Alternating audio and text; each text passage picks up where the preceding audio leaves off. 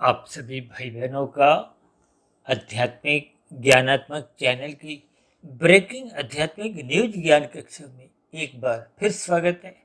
आज की चर्चा का विषय है धर्म पत्नी। और साथ में ही हमने देखिए धर्म के साथ ही पत्नी के नीचे हमने एक पति शब्द एक रंगीन रंग से लिखा है, जबकि धर्म पत्नी शब्द को हमने सफेद रंग से दर्शाया है। और नीचे एक शब्द लिखा है भवार्थ समझे। देखिए ये सभी स्थितियां हम अक्सर सरल शब्दों में समझाने का एक प्रयास करते हैं। और ये जो धर्म पत्नी की जो एक स्थिति है, क्योंकि ये मेरे किसी संज्ञान में जो ही कहीं बातचीत करते हुए आया था। देखिए प्रश्नोत्तर ज्ञान कक्षा में किसी भाई बंधु का प्रश्न नहीं था, लेकिन बात मुझे कुछ अच्छी लगी। तो जब बात मुझे अच्छी लगती है, उसके पीछे का एक तर्क होता है, तो उस स्थिति विशेष को हम तर्क पूर्वक, अर्थ पूर्वक और भावार्थ पूर्वक उस स्थिति पर एक तर्क पूर्वक कुछ स्थितियों पर विचार रखते हैं, ताकि बात प्रकृति के 3 गुणों से और आपके मेरे 3 शरीरों की जो एक स्थितियां हैं और इन 3 शरीरों से ही संबंधित शास्त्रों की जो बातें, क्योंकि शास्त्रों की सभी बातें बहुत ही तर्क संगत क्रमबद्ध तरीके से बहुत ही नपी तुली तोल तोल के कही गई है। ये अलग बात है कि देखिए कोई बात आपको मैं आज समझ नहीं आती, 5 साल बाद समझ आती है, कोई 10 साल बाद समझ आती है, लेकिन शास्त्रों की सभी बातों के पीछे कुछ ना कुछ एक तर्क होता है। क्योंकि प्रचलन में ही देखिए धर्मपति शब्द कहीं भी बोलने में नहीं आया, परंपरा में कहीं बोला नहीं जाता। अक्सर आपके हमारे व्यवहार में ये धर्म पत्नी शब्द ही बोला जाता है। इसलिए हमने देखिए धर्म को तो बहुत बड़े एक आकार में दिखाया और पत्नी शब्द को ही हमने उसके साथ सफेद रंग से दर्शाया, जबकि आज हमने पति शब्द को धर्म के साथ नहीं जोड़ा, क्योंकि वो प्रचलन में ही नहीं, कहने में ही नहीं आता, कहीं भी लिखने में ये धर्मपति शब्द आता ही नहीं। तो इसके पीछे का कुछ ना कुछ आपको में एक तर्क ढूंढना होता है, कारण ढूंढना होता है, क्योंकि परंपरा से जो स्थितियां बनती आई हैं, कोई आज ऐसा नहीं कि कलयुग में ही ये स्थितियां हैं, द्वापर युग में, उससे पहले त्रेता युग में, उससे पहले सतयुग में, और उससे पहले भी देखिए कलयुग। ये तो एक प्रभाव से अनादि काल से कितने ही सतयुग आए, कितने ही त्रेता युग आए, कितने ही द्वापर युग आए, कितने ही कलयुग आए। ये कोई पहला कलयुग नहीं है, ये तो प्रकृति का एक प्रवाह है। आप भाई बहनों को हो सकता है ध्यान हो, एक बार हमने सृष्टि चक्र के अंतर्गत ब्रह्म मुहूर्त ज्ञान उपदेश कक्षा में इस सभी स्थितियों पर विशेष चर्चा रखी थी, क्योंकि आज देखिए धर्म पत्नी के ऊपर ही मुख्य रूप से एक चर्चा है। धर्म पति की जो एक स्थिति है वो भूलने में नहीं आती। जैसे आप कहते हैं ना जन्मदिन, अब जन्म रात शब्द कभी भी भूलने में नहीं आता। देखिए जन्म तो हर क्षण कहीं ना कहीं होते ही रहते हैं। देखिए जन्म का मतलब क्या है कि जब गर्भाकाल की स्थिति पूर्ण हो जाती है, स्थूल शरीर पूर्ण रूप से एक शिशु के रूप में विकसित हो जाता है, तो उस शिशु की जो एक साकार रूप में स्थिति होती है उसको जन्म के साथ दिन कहा जाता है, कभी भी रात नहीं कहा जाता। किसी का जन्म शाम को हो, दिन में हो, आधी रात में हो, तो इसका मतलब क्या है कि उसके साथ एक दिन शब्द, दिन का अभिप्राय प्रकाश से है, प्रकाश का अभिप्राय ज्ञान से है। यानी कि जन्म के साथ ही आपको में एक ज्ञानमय स्थिति से जुड़ने का एक अवसर मिलता है। देखिए किन्हीं भी स्थितियों से आपको में एक तर्क ढूंढना होता है। ठीक इसी तरह, क्योंकि आज हमने देखिए धर्म को विशेष स्तर पर दर्शाया, और धर्म का अभिप्राय देखिए धारण करने की एक स्थिति विशेष से है।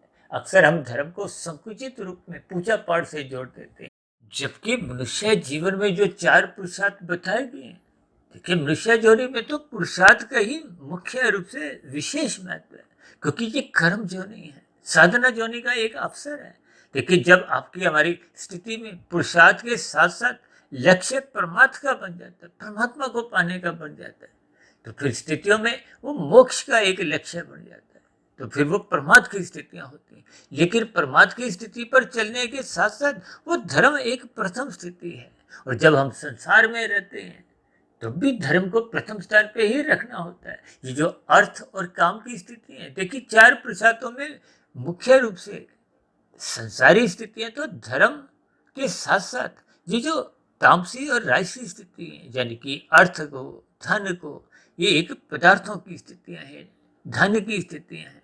तन को हो, धन को हो, ये सब एक ही स्थिति है, क्योंकि तन के लिए ही धन चाहिए, धन के लिए ये तन की स्थितियों का ही एक संबंध है। और कामनाओं का अभिप्राय तो देखिए आपके हमारी विभिन्न प्रकार की इच्छाओं से है, क्योंकि कामना का मुख्य स्थिति विशेष रूप से भोगों से ली जाती है। क्योंकि आवश्यकता तो देखिए झोगी की भी है, भोगी की भी है, रोगी की भी है। क्योंकि हमने देखिए धर्म शब्द को बहुत बड़े आकार से देखा है और उसका संबंध पत्नी शब्द से ही है। पति शब्द को हमने देखिए एक राशि स्थिति से देखा है, क्योंकि पति के कंधों पे ही धन कमाने की एक विशेष स्थिति है। वो अलग बात है, देखिए वर्तमान समय में पति पत्नी दोनों ही एक पुरुषार्थ के लिए जाते हैं, धन कमाते हैं, नौकरी करते हैं, या व्यवसाय की स्थितियां भी आप देखते हो।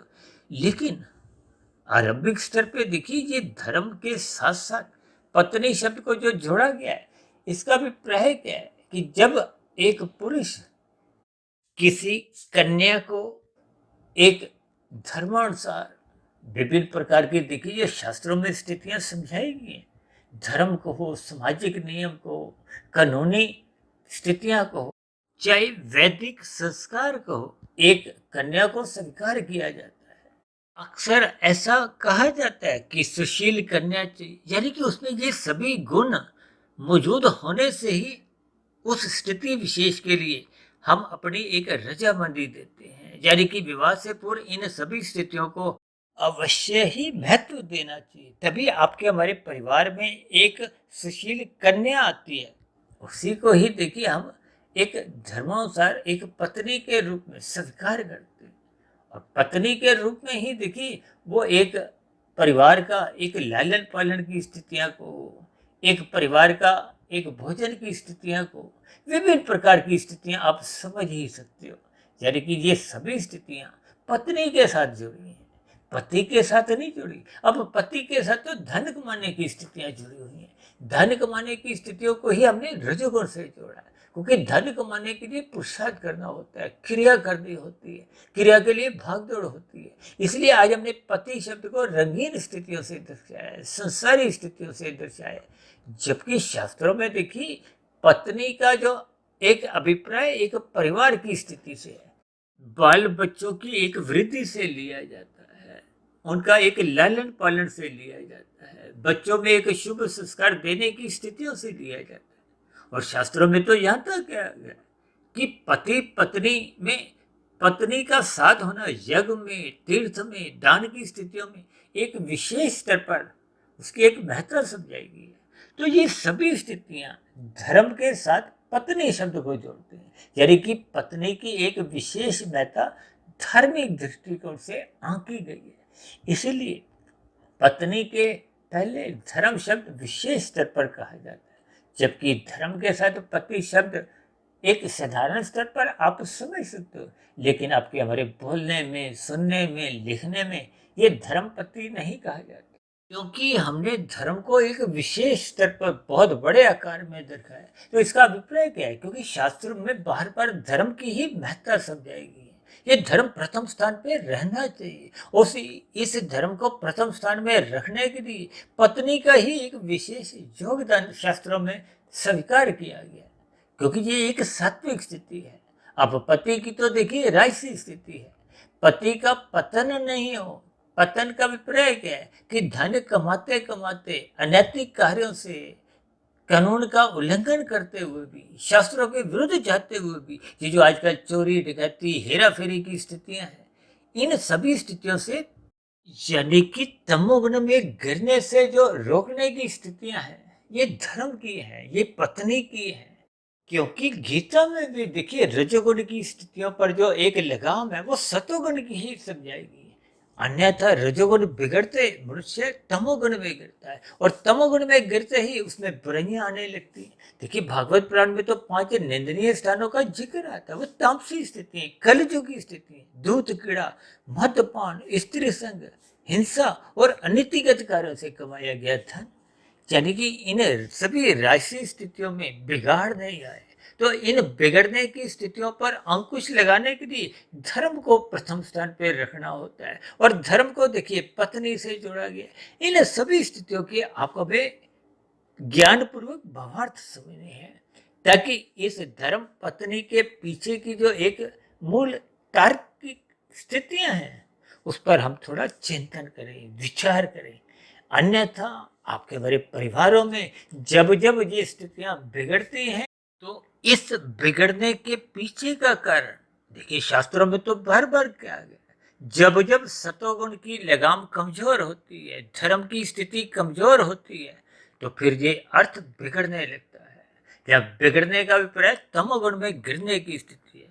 देखिए इन 3 गुणों की स्थितियों को ज्ञान पूर्वक समझते हुए हम सभी भाई बहनों को ये धर्म पत्नी के एक भावार्थ समझने होंगे, ताकि आपके हमारे सबके परिवारों में ये सात्विक स्थितियां बने, ताकि आपके हमारे परिवार में रजोगुण एक मर्यादा में रहे। जब जब रजोगुण सतोगुण की लगाम से एक मर्यादित रहता है, तो परिवार में सुख शांति का एक संतोष का वातावरण बना रहता है। हम सभी भाई बहनों की भौतिक उन्नति के साथ साथ आध्यात्मिक उन्नति सहज ही होने लगती है।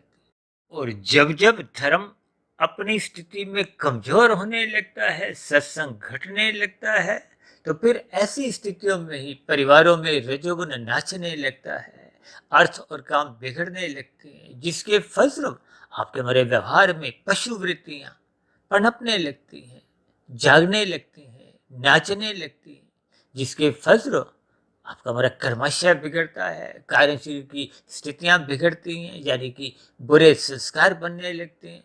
इन सभी स्थितियों पर आपको हमें ज्ञान पूर्वक चिंतन करना होगा, और ईमानदारी से इन सभी स्थितियों के पीछे के भावार्थ समझते हुए अपने अपने जीवन में धर्म को प्रथम स्थान पर रखना होगा।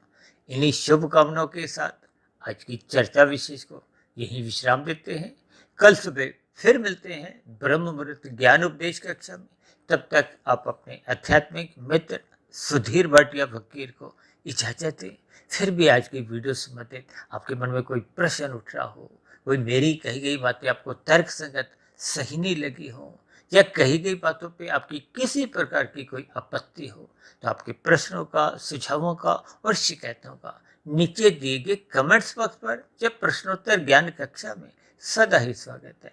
आप सभी भाई बहनों को बहुत बहुत शुभ रात्रि, और धर्म की स्थिति मजबूत करने के लिए, परिवार में सुख शांति लाने के लिए, ब्रह्म मुहूर्त में उठने के लिए मेरी ओर से बहुत बहुत शुभकामनाएं।